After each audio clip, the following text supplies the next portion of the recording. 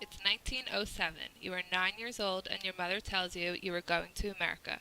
America, the land of opportunity, where it is rumored that the streets are paved in gold.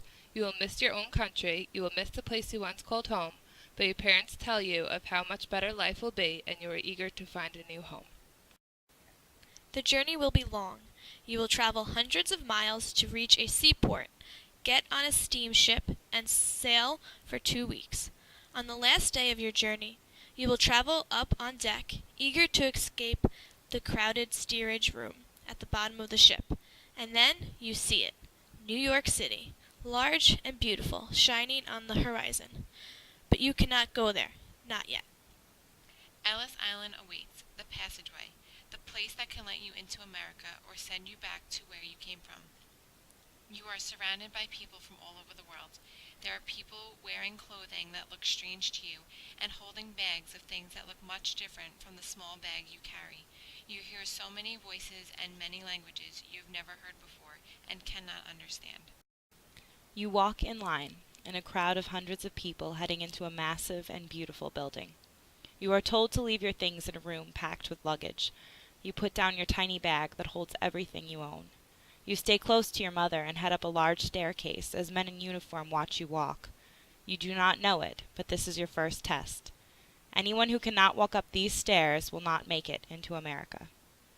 Now you are in the largest room you have ever seen, a great hall with ceilings so high you can imagine your old home fitting inside this building. This is the registry hall, packed with people sitting on rows and rows of benches. Official-looking men stand at desks at the end of each line, inspecting everyone and asking questions. Your father must go in a separate line. Your mother looks worried. Will you pass inspection? Will you get to New York?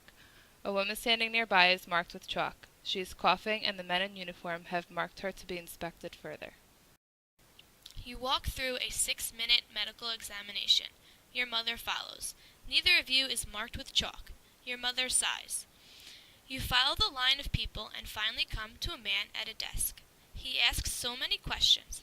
How your family paid for the trip, what everyone does for work, where each of you were born. The questions seem to go on forever. You spend 4 hours in the registration room before you are directed up another flight of stairs.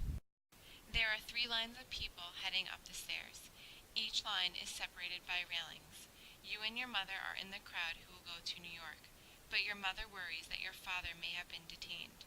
There are people walking up the middle of the stairs who have been detained. They may not make it to America.